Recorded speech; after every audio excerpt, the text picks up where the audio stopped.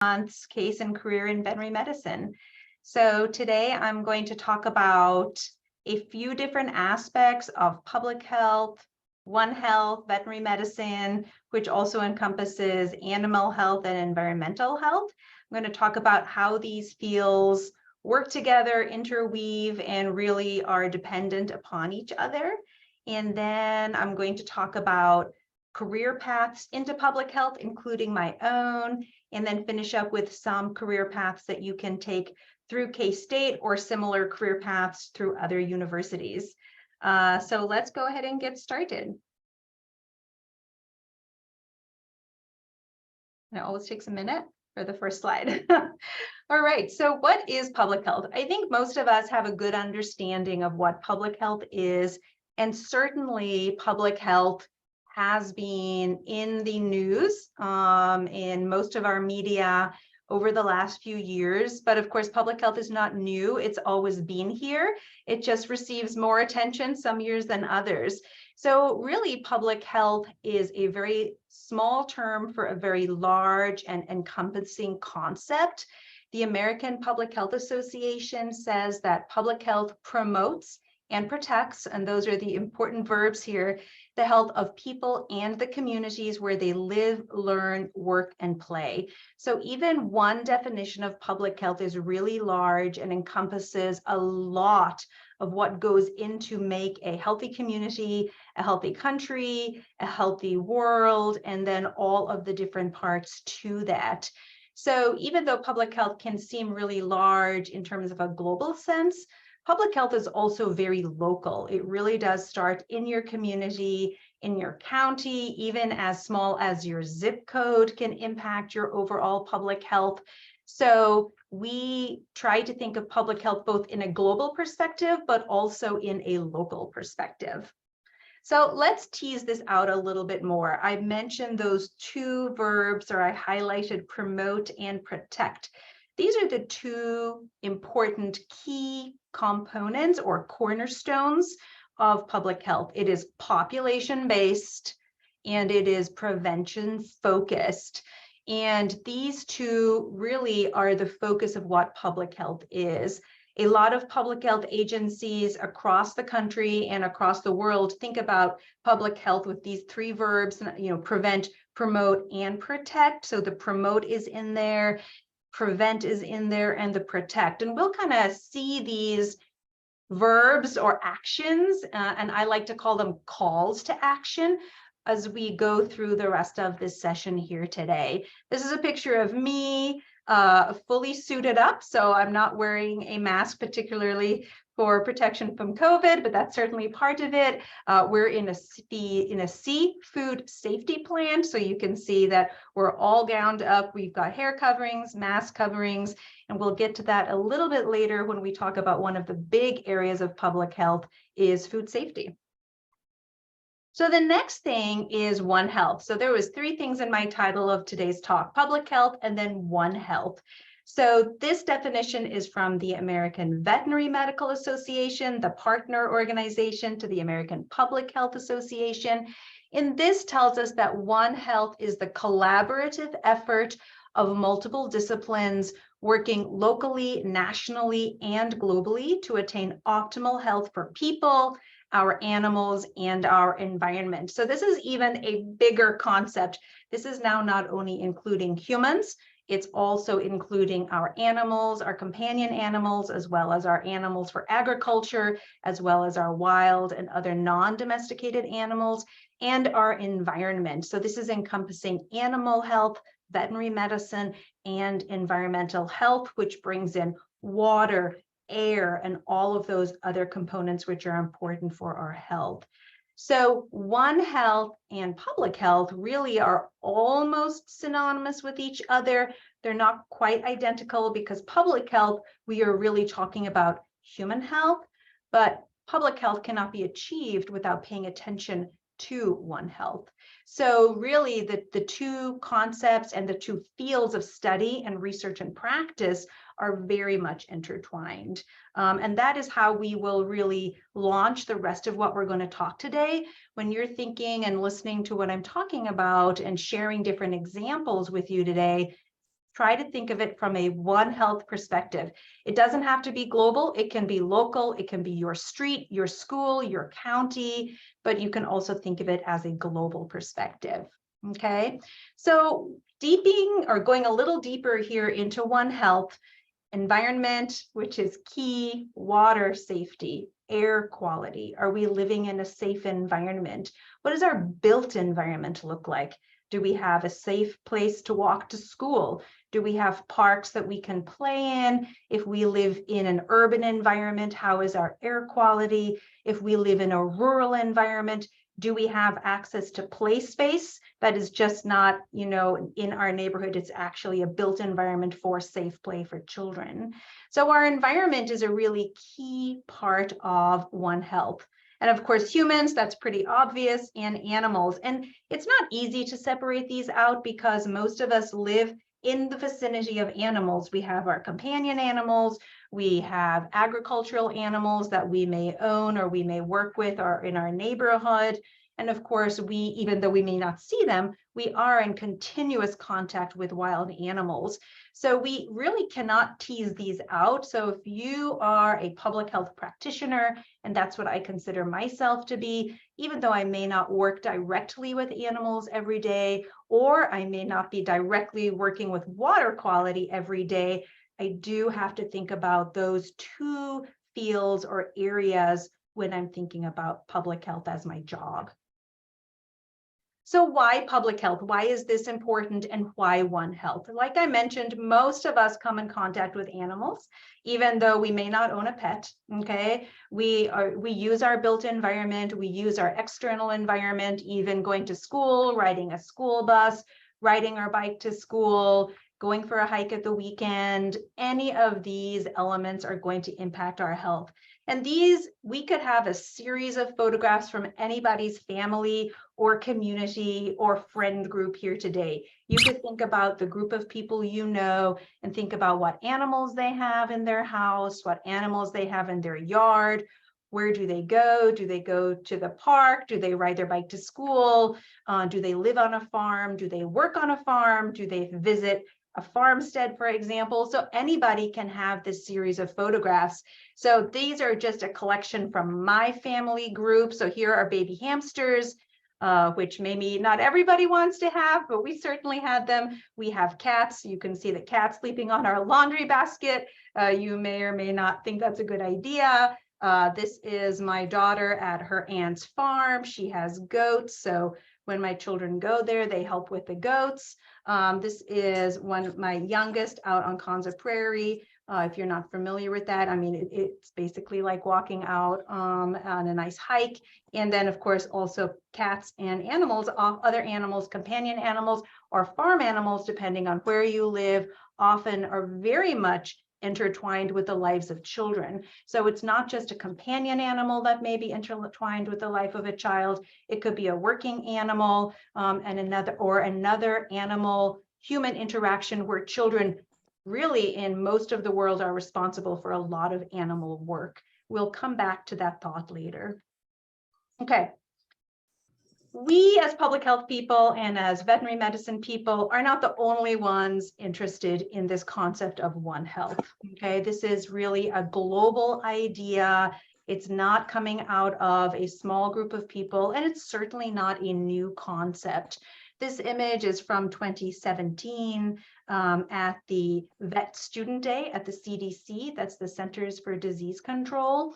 The CDC would be the largest public health institution and group of organizations in the United States. If we thought about a global example, that will be the World Health Organization for humans. And the CDC is very, very concerned and interested in One Health.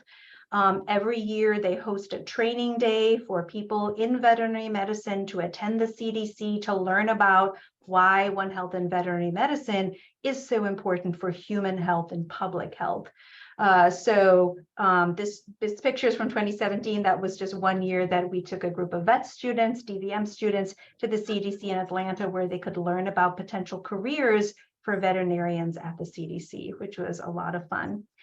And the primary reason they're interested in One Health, of course, it's really great to visit the CDC and to think about a career there. But for everybody else, why is the CDC interested in public health? It's really about habitat and new diseases and old diseases that are reemerging. As our habitats change or become destroyed to accommodate increasing populations, and note that I don't have human or animal here because it's both, we expand our habitat for human inhabitants, but we also expand our habitat for raising crops and raising animals. So as that happens, all of us are exposed to new diseases. And really, I should add in plants there because plant diseases are just as important and definitely impact the food supply of humans and animals. So that is really one of the major reasons why the CDC is, heavily involved and definitely invested in the concept and the practice of One Health. Okay. So this brings us to a few more concepts. So I mentioned infectious diseases, I mentioned new diseases. So let's take a little closer look at some of these concepts: infectious diseases, zoonotic diseases, and emerging diseases. And we will begin to see even more links here between human health and public health and One Health and veterinary medicine. And I don't like to think about these in a line. I really think we should, think bigger and in our mind, think about this as really an ongoing circle, or even a Venn diagram, if you like to think about in that term. So infectious diseases, most of us are familiar with this term, but just to set the stage here, this is a disease caused by the invasion and multiplication or replication of a living agent in a host. This could be a virus, bacteria, mycotic is referring to fungal diseases, or a parasite. Now, some of you who have already learned about viruses may think that, oh, my teacher said that viruses aren't living. Technically, they're not a whole cell, but they are capable of replication. So that is why, even though a virus which is not a whole cell, is definitely a cause of an infectious disease. So this is a broad term, right? Infectious disease can apply to humans, animals, and lots of different types of diseases. If we get a little bit more specific, we have zoonotic diseases, and this is an infectious disease of animals that may be passed to humans. So this brings in another risk that we have another place that we can obtain or be exposed to diseases. And this is a significant number of diseases that we may be exposed to. So a lot of the time we think about where diseases are coming from, how are they transmitted, and who is at risk. And it is estimated that over 75% of new emerging human infectious diseases, we've got all the terms in one sentence here, have been vector-borne or zoonotic disease. And then over 60% of the approximately 1,500 infectious diseases found in humans are caused by multi-host pathogens. So we've got some more things to tease apart here. We've got diseases that are zoonotic, which means they're passed from animals to humans. We've got diseases that are new, so we've never seen them before. Emerging, which is really the same thing. It could be new in an area of the world, maybe not in all the world. We'll talk about that. They could be vector-borne, so they could be transmitted by a vector, which is a structure that's carrying a disease like a tick or a mosquito. We'll talk about those. And then down here, I mentioned multi-host pathogens. And this is an important concept because in the cycle of a disease, there may be more than two hosts. It may be human plus animal number one plus animal number two, and there may also be an environmental reservoir. So there could be multiple stages and strategies that we need to figure out how are we going to prevent and protect against an infectious disease. But there's a lot going on, hence why we need a strategy that is One Health focused with all the expertise of all of these players to figure out what is happening. Okay. So the emerging disease research and literature is very interesting, and a lot of people are very interested in the concept of an emerging disease. Okay, this is a new occurrence. in a species of the disease or the infection, causing a significant impact on the animal or human or public health, right? So we haven't seen it before, ever, so brand new, or we haven't seen it particularly in our country or our part of the world. Now, a couple of terms that you might hear and that are definitely still in use are exotic animal diseases and foreign animal diseases. So now we've got three terms that really are synonymous with each other: transboundary or emerging, exotic or foreign.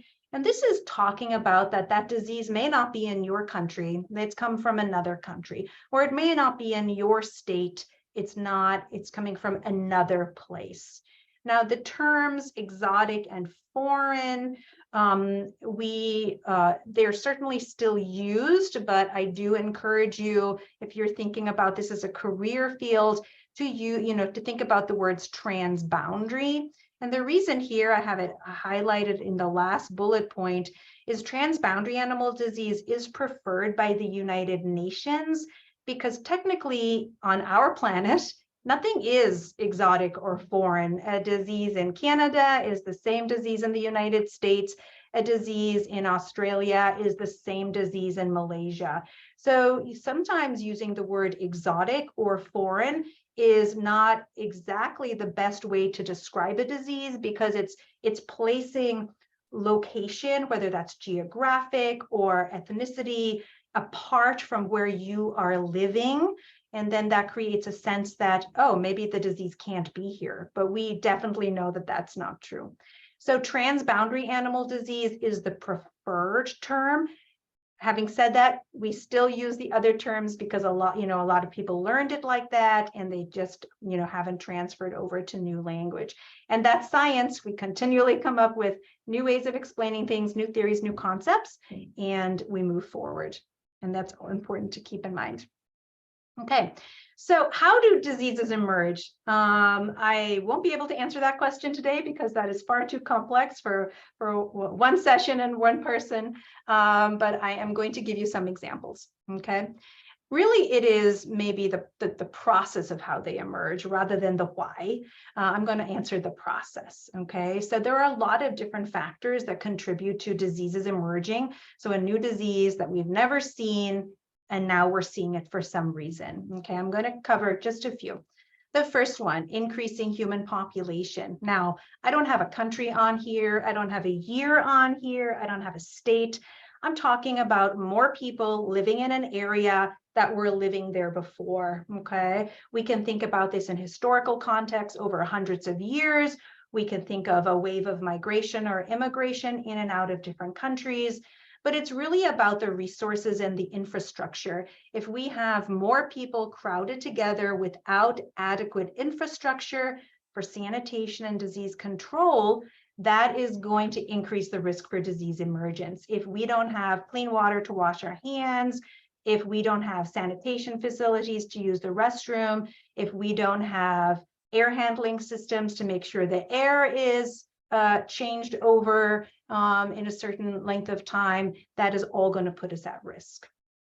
The second one, intensive animal food production. And this is kind of, talking about numbers again in a location. Large numbers of animals who are susceptible to disease, just like we are, living in one place without adequate infrastructure, right? This is going to allow an opportunity for a disease to be able to spread between animals and then have consequences for animal health. And this is not only an animal health concern, it's also an animal welfare concern to make sure that animals are healthy and they have adequate space to live and grow if they're being produced for animal food production. This leads us, not always, but certainly we have seen increased backyard animal and protein production. And this is across the globe, developing and developing countries. People have responded to their increased need and desire to have backyard animals for increased animal protein, for production of eggs or chickens, pretty common. And this is another example of animals living in close vicinity to families, particularly children, and one more place where animals and humans are interacting. And of course, as long as that is adequately infrastructured and we have sanitation conditions, that will work fine. What's the risk is when we don't have those adequate conditions in place. And we'll come back to that a little bit later on. So this is an example of the animal production and animal protein consumption. This is from a website called Our World in Data.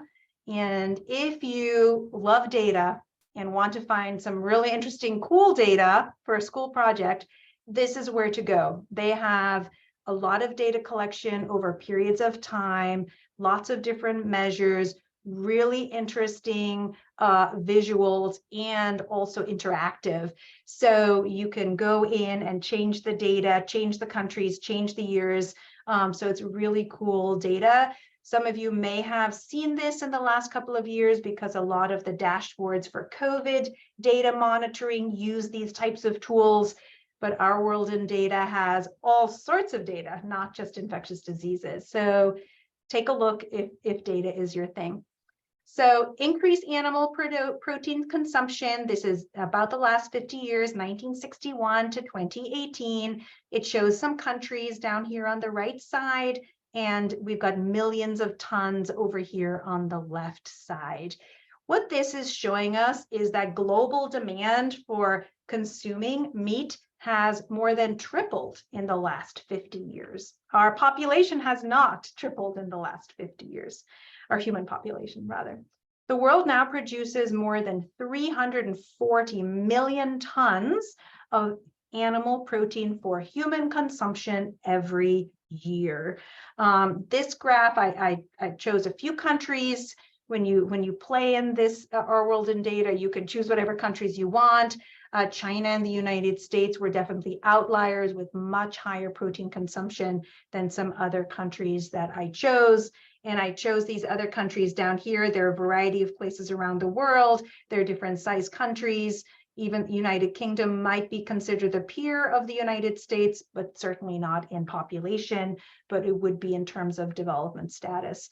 So it's important to keep this in mind when we think about the last slide, when we're thinking about diseases emerging and pressures on humans to grow themselves and their families, and pressures on humans to then feed their families by growing animals. Okay. Another thing we saw that was interesting for public health impacts in the last few years and how a human disease can impact animal production was COVID-19. Some of you may know this already, but during COVID-19, the disease that impacted human health, that impacted the health of animal workers, had a big impact on pig processing and reduced the capacity to harvest animals for the market. There were significant welfare concerns for some plants because the pigs rapidly grow to a certain size before they are moved to the processing plant. And there were welfare concerns keeping animals beyond a certain size because of their weight. Some producers had to depopulate pigs because they had nowhere for them to go and they were really concerned about their health. So this is a really interesting thing to think about, how an animal that is impacting humans and workers then impacts the health of the animals. We usually think of diseases going the other way, but this is a really good example of how our worlds are connected through this process. And to give you an idea of what we're talking about, the United States produces about 120 million market pigs per year. And this last point down here is kind of staggering. Roughly 1 million pigs are on the road every day in the United States. So if we have to try to organize and figure out if there's something impacting the health of those animals, that is a lot. A lot. Let me repeat that. Okay. Some other disease emergence factors: climate change, changes in temperature, changes in rainfall, humidity, weather patterns. Changes in temperature can result in vectors living in environments where they were not able to survive previously. This could be due to different temperature, different humidity, different availability of water from rainfall. And that can impact emerging diseases because that vector, possibly a mosquito or a tick, that then carries a disease into a new environment. That's where the disease emerges then. Movement of animals, whether it's trade, which is legal or illegal.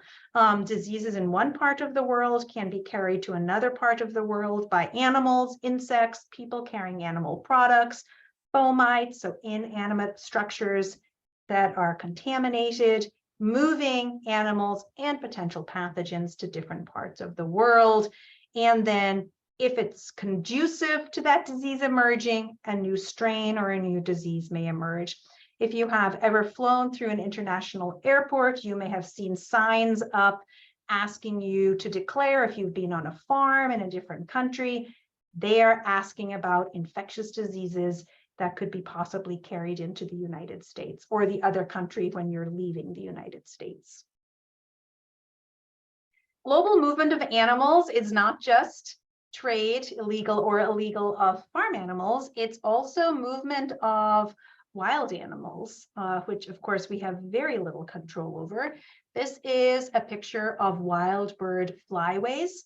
And if we look globally, there are several flyways. So these are the migratory pathways of birds every year on their migration cycle.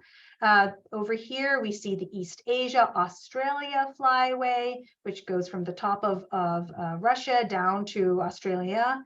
In the middle here, we have the East Atlantic flyway, which encompasses Greenland all the way up here, Northern Europe, and all the way down to the southern tip of Africa. And then in the Americas, we have named 3 separate flyways: Pacific America, the Central Flyway, and the Atlantic Flyway. And the important thing to note from here is look that they all overlap, okay? Wild birds are not in their own nice little flyways separate from each other, right? They're not flying, in nice straight lines. All of these flyways, even though migratory purposes, historically, they're pretty similar, they overlap. So birds in one part of the world may overlap with other parts of the world. The other important thing to realize, which is very practical, and this is an obvious statement, if you have wild birds flying, they're going to interact with animals that you have. So not only do we have to think about wild birds in different parts of the world interacting with each other, we have to think about if you're raising birds, that they may come in contact with wild birds. And that's important for influenza. And we'll come back to influenza later. But this map here of our flyways is really important for different types of influenza in birds and where we find it in the world. Another great example of climate change and moving diseases are ticks. So ticks are responsible for the transmission of many types of diseases. I'll talk about it again in a little while when we're talking about risk for disease, but this is a great example of climate change. So right down here on the bottom right of the graph, we can see a black line, okay, that snakes its way upwards. That is the historical boundary of one of these ticks, the Gulf Coast tick. And this is important because it transmits rickettsia, which is a tick-borne disease of humans.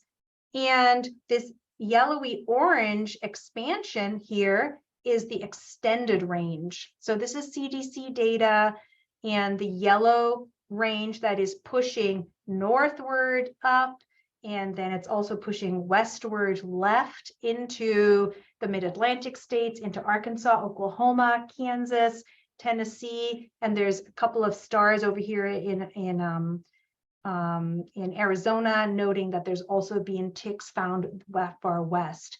Expansion is believed to be by dispersal of ticks that are carried by migratory birds along the Atlantic flyway, overlapping, pushing further in towards the Pacific. So this is an example of expansion of a vector, possibly expansion of a disease or diseases, because ticks can carry multiple diseases for humans and animals. And then one more example of climate change and vector-borne disease is the mosquito. Mosquito globally is responsible for millions of disease cases and over 1 million deaths in humans per year. We'll come back to mosquitoes a little later, but climate is very important for mosquitoes. In changes in climate, for example, temperature, rain, humidity, these all impact the longevity of a mosquito, how long each mosquito lives, how long, and therefore how long the potential parasite grows in the mosquito, like malaria, and really impacts transmission of malaria and other mosquito-borne diseases. Now, the historical record is really important here. I haven't mentioned really history and public health as an important combination, but this is where it is. When we look back at the historical record, malaria was endemic in Northern Europe, including as far north as Scandinavia and as far west as Ireland. And eventually it was eliminated due to improved irrigation and drainage, which removed the climatic condition where the mosquito can grow. The last outbreak in Northern Europe was in Cork, which is in Southern Ireland, in the 1840s, 50s, and 60s. But still today, countries in Northern Europe, including Ireland, still have mosquitoes that grow there, but there's no longer active cases of mosquito-borne disease. So it is important to figure out the historical record if you are looking at a disease that may be an old disease that is re-emerging, to know what has happened before to help you plan for what may happen in the future. So there are a number of diseases that are important to public health, One Health, and veterinary medicine. And I have some listed up here. This is not a complete list. There are way more, but these are a few interesting ones. Maybe we'll use the word infamous. They have been certainly in the media in the last few years, but there are many more. So if you have a favorite disease, it may not be up there. We can certainly talk about that later. So I'm going to talk about a few of these, and we're going to talk about from, again, a public health, global One Health perspective. Okay, influenza. So I mentioned that already with the birds. Why are we concerned about influenza? From a human perspective, it is a major cause of morbidity, that's getting sick, and mortality, that's dying every year in the United States and the rest of the world. 5 to 20% of the human population gets influenza every year. Usually average 200,000 people or more are hospitalized from influenza complications, usually pneumonia, but there can be others. And of those hospitalized, there are two groups of concern. Approximately 10% of the hospitalizations are children younger than 5 years of age, and approximately 60% of hospitalization occurs in people older than 65. And for mortality, most people who die from influenza usually have pneumonia and then decreased heart and lung function, and that is why they die from influenza. But if you notice, I said 10% and 60%, there's, another 30% left in there, and that is the rest of us. So influenza is not only a disease of concern for babies and people over the age of 65, it is of concern for all of us. Now, for animals and the interaction between humans and animals, avian influenza, and then there are other few animals that we could talk about, very important connections. Avian influenza is influenza in birds. We know this can be transmitted pretty weakly, but it's possible to humans. We know there can be influenza transmission to pigs and other animals. I'm not going to talk about all of them. I'm just going to talk about two interesting connections. This is a connection where avian influenza has occurred in cats. So there was an outbreak of avian influenza in New York City in 2016 in an animal shelter. I did put some numbers on here, influenza A H7N2. This is important because this is how we track which virus it is. So H and N, they have numbers indicating where those came from. Did they come from an avian strain? Did they come from a human strain? Did they come from a pig strain? And then it also helps us figure out what year it came from. So this was in 2016, and it was an avian virus in cats. The CDC confirmed one human infection in a veterinarian who had close, prolonged, unprotected exposure to respiratory secretions of infected cats. So this is a really complex mechanism of transmission from the birds somewhere, not probably in New York City, to cats to a human. The human person or the human veterinarian did recover, and the cats also recovered. Another interesting connection is in bats. Avian influenza has been found in bats. It has been found in Guatemala originally during a study conducted in 2009 and 2010. And it's also been isolated in other countries in Central and South America. The species of bat that has carried bat flu is not native to the continental United States, but is found in Central and South America. And if you can look at these numbers, H17 and 10, H18 and N11, these are not numbers that I just showed you in the avian influenza in cats. So it is interesting, and also a lot of work to be done to figure out, why is that influenza in cats? Why is it in bats? Is it going to cross over to humans or other animals? Another super important area of concern for zoonotic diseases and One Health, I mentioned ticks earlier, tick-borne diseases. In Kansas and in the Midwest, we are literally a hotbed of tick activity globally. And we actually had a new virus discovered here, bourbon virus, that is transmitted by ticks. But tick-borne diseases in general are very important. Ticks surpass all other arthropods in the number and diversity of pathogens they can transmit. They can transmit bacterial, viral, and parasitic pathogens. They are the second most important arthropod vector of human diseases and the most important arthropod vector of animal diseases in the world. And in the United States, and this is not for every country, but in the United States, there are more annual cases of tick-borne diseases compared to mosquito-borne diseases. And that is influenced really by the fact that we don't have high levels of mosquito diseases, not necessarily that we have high levels of tick-borne diseases. So in other countries, the mosquito-borne burden of disease would vastly outnumber, depending on what country we're talking about. But for the United States, we are far more concerned, and you would be at higher risk from a tick-borne disease than a mosquito-borne disease, at least at this moment in time. A few other interesting viruses that may or may not be of concern moving forward, right? So as we've seen with COVID in the last few years, biology happens, things change, diseases surprise us. Nipah is an interesting virus. This is a virus in bats. It causes infection in humans and other animals. It has a pretty high mortality rate, and outbreaks have occurred in South and Southeast Asia. The bats that carry the virus have a pretty broad distribution. You can see on this map here from the World Health Organization, this green line that surrounds like Southeast Asia. You can see Australia coming down over India, all the way down over down to the southern coast of Africa, southeast really. Technically is the home range of this bat. We haven't seen outbreaks of the virus in all of these locations, but this is certainly something to be concerned with, because this is millions of people that we're talking about potentially at risk for Nipah. Two other ones here, Marburg and Ebola. These are the hemorrhagic viruses.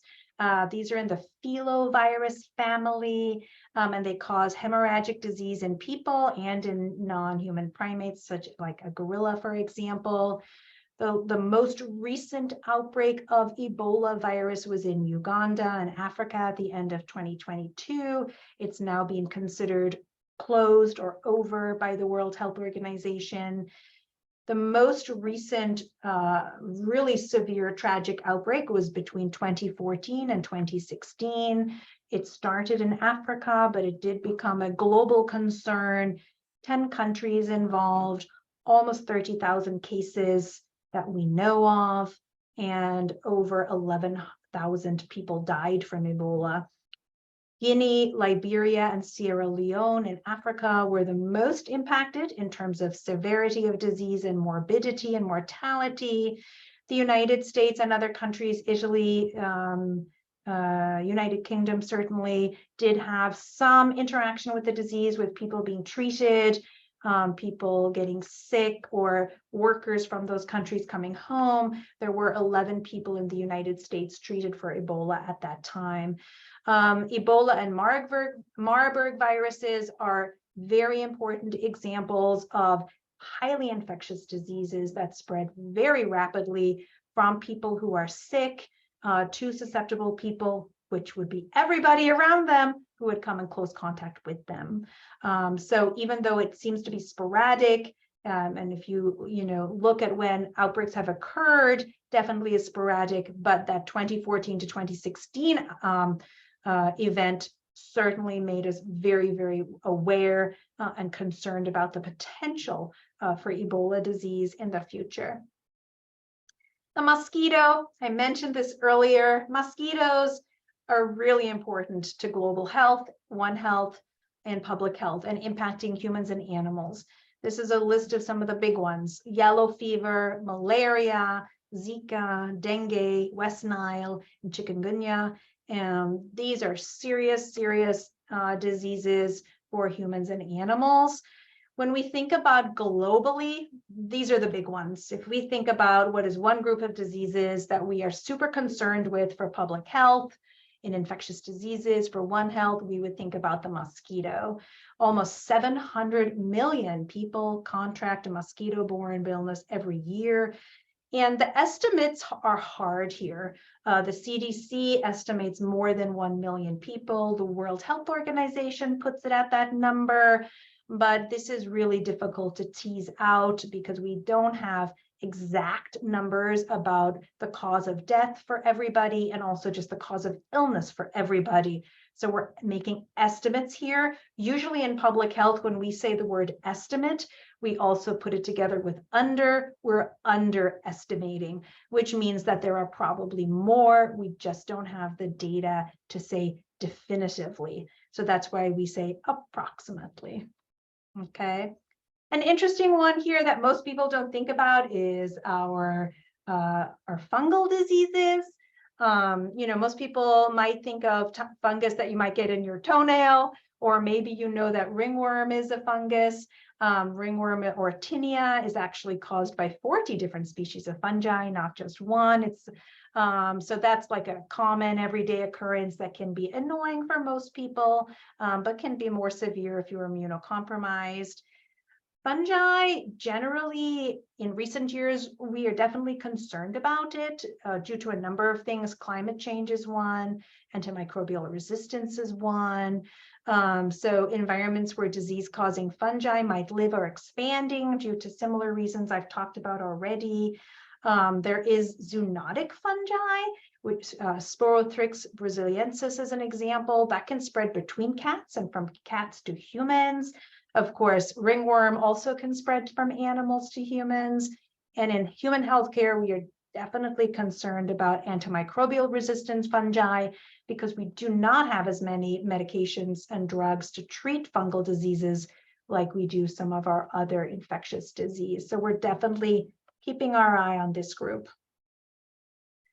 And then one last group of concern, prions. Prions are diseases caused by infectious proteins, which almost sounds like an oxymoron. This is not a living organism, but it's capable of replication through protein assembly. And it is in a group of diseases, proteinaceous diseases, and of humans and animals. In this country, for animals, we're very concerned with chronic wasting disease. We abbreviate that to CWD in deer and elk. And across the country at the state level, we definitely conduct surveillance for CWD that gets reported at the state level. BSE, which is bovine spongiform encephalopathy in cattle, which it was also called mad cow disease. majorly a problem for Europe in the 90s, mostly Britain, but some other European countries also, and a lot of concern about whether BSE was spread to humans. So that's why it's a zoonotic concern. We have no data to indicate that CWD is spread from deer or elk to humans, but it's always something we're concerned about. Scrapie is a disease of prions in sheep and goats, which is a very old disease. And then we have a number of human diseases that can either be inherited or very tragic examples, minimal, very few, but tragic occurrences of where they may have been transmitted during surgery or contaminated blood products. So prion diseases are an interesting one at the end of this interesting list. That certainly keeps public health and One Health on our toes. Okay, so I'm going to finish up here with a few minutes for talking about public health careers. So some of you may be interested in, if anything sounded good today and those infectious diseases sounded super cool, how would you go about studying them? So how did I do it? And then what are some examples for how you might do it? So my public health career mostly followed the microbiology trajectory and then public health after it. So when I was in high school, I loved all things science. I took all the science, all the math, all the stats. I really enjoyed it. So not that you have to love all of that to be in public health, but some of it would be handy. My bachelor's degree was in microbiology. I'm originally from Ireland, so I went to University College Cork. Here's me on my graduation day. And I did microbiology, where I took more stats and more math. And I also did a minor in biochemistry. I was keeping my options open at that point. And then I went to Creighton University in Nebraska, which is in Omaha, and I did a PhD in the microbiology department. Here's me in the lab. And here's me on graduation day. And my PhD was actually in prion diseases. So that last little slide I slipped in there was because that was my PhD. So I was really fascinated in the brain and how diseases happen in the brain that are infectious. So that's what led me to the PhD in microbiology with prions. And then I did 2 fellowships, which is like a further training program after a PhD. I did a second fellowship in prion diseases, where I really focused on transmission in the brain and transmission at the neuromuscular junction. And then another fellowship in human immunodeficiency virus, HIV, which also I focused on HIV in the brain, how it crosses the blood-brain barrier, and what happens when it does, looking a lot of brain tissue structure and trying to figure out what the virus was doing. And then lastly, which seems a little bit out of order, but it seemed like perfect to me, I did an MPH, which is a Master's of Public Health. So of all of these things, this is the first time you hear public health in my degree path, my career path. And I moved and I came to public health really because I was interested in epidemiology, which is all of those things I just talked about. How are diseases transmitted? What are the numbers? What are the data? What is the morbidity and mortality? Who is at risk and why? So that is why I did a master's in public health. I also found health promotion very interesting. So not only did I do some more data, I also did some more health education. This is me over here with a group of refugee families who I worked with on some health education programming for refugee families. So my career path really started in science, microbiology, and eventually made its way to public health. That brought me to where I am today. And I do consider myself both a microbiologist and a public health practitioner. So I kind of put them together. So if you are interested in a public health career, where would you start? This is just showing the K-State path. Certainly this path is available at many other large universities. We do have a bachelor's program, so you can have an entire undergraduate degree in public health at K-State. That takes a broad look at all parts of K-State, really a little bit of everything we just talked about today. It includes a project where you work with a public health agency, and has lots of room for electives. So you can add in something else if you're interested in adding in a language or some other minor or just other classes you're interested in, which I hope you figured out today is super important because we need all expertises for these big global problems. We also have a 5-year accelerated program, which is a 4+1, where you can start your bachelor's and then continue into your master's, and it saves you some time because we share classes. So this is a really nice feature that we can have students work through, and about a third of our master's students start in the bachelor's, which is really awesome. And then if you were kind of like me and you're going to come to public health later because you figure out along the way this is something you want to do, you can do a graduate degree standalone in public health.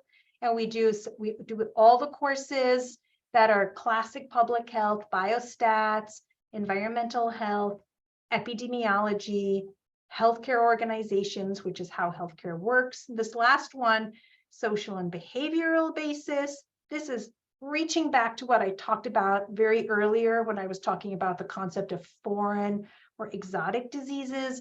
In this class, we really take a look at what are the other things that impact our health, like poverty, socioeconomic status, where you live, environmental impact. So that allows you to take a broad view of public health and also work on a project at the end with a public health agency. And one more, some of you may watch all of these lectures because you're interested in veterinary medicine. We also have a concurrent DVM MPH student group, so you can work on your doctorate of veterinary medicine and MPH at the same time. This is really great for people who are interested in working for public health at the federal level, in terms of working with the federal government, or as a state veterinarian, or as a veterinarian who's interested in working at public health agencies like the CDC example I mentioned earlier. Okay, and I am going to stop sharing, and I'm going to, the last thing I wanted to say is Martha is going to share some of upcoming opportunities for One Health at Olathe, and then I'd be happy to take any questions after that.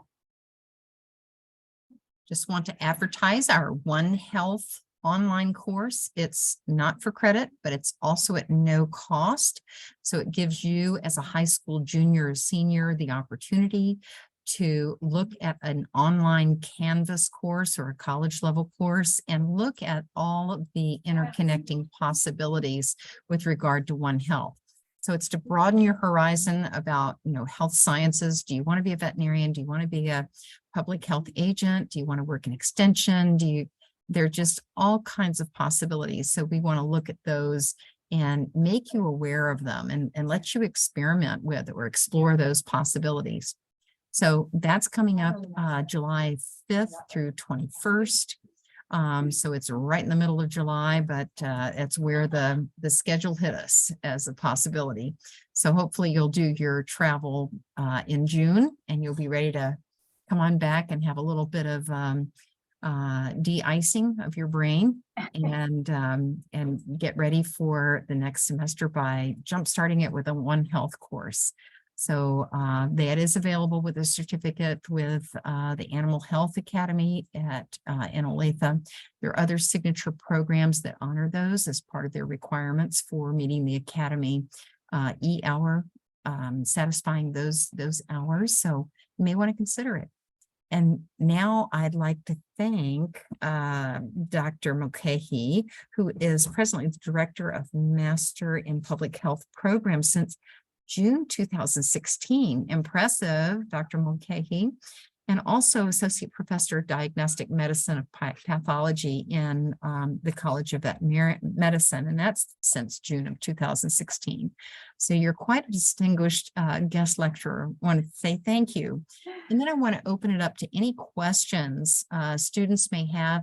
Do you have some suggestions for them, Dr. Mulcahy, for making sure their high school experience is maximized and they can maybe get a little leg up on making their application look good for anything in college? Yeah, that's a good question. I'm happy to answer any questions. I put my contact information in the chat there. If you're welcome to email me.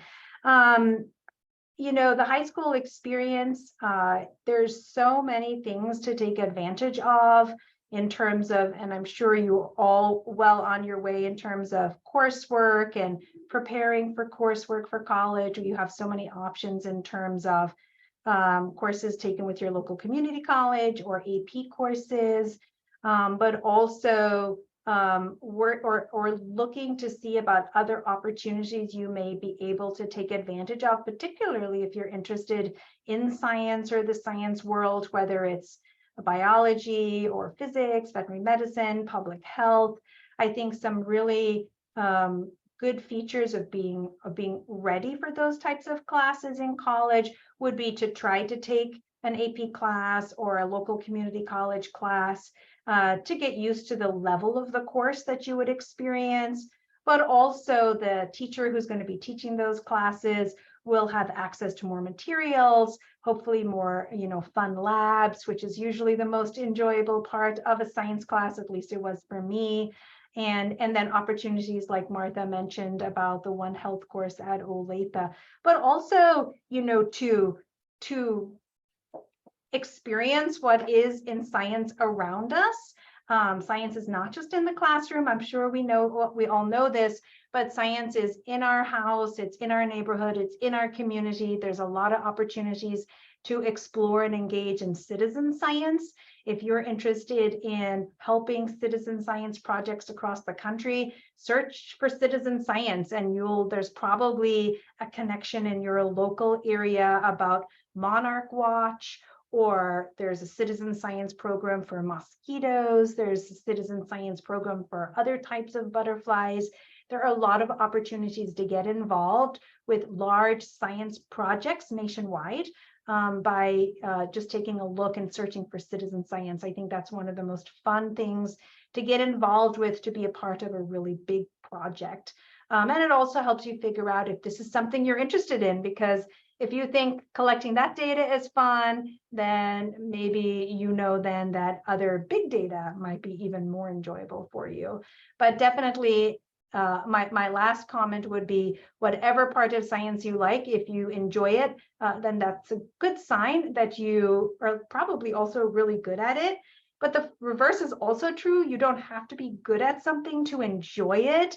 So if it's a struggle, then that's okay. Our brains need to struggle a little bit to learn things, and that's fine too.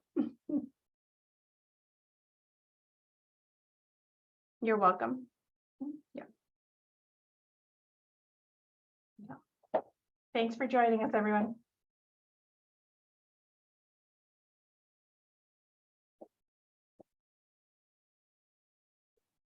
Thank you, Ellen. Thank you, everybody, for joining us. If you have questions, I've put my email in the chat, and also Dr. Mulcahy has put hers in the chat. So feel free to reach out to any of us. Thank you so much for joining us. Bye-bye. Bye.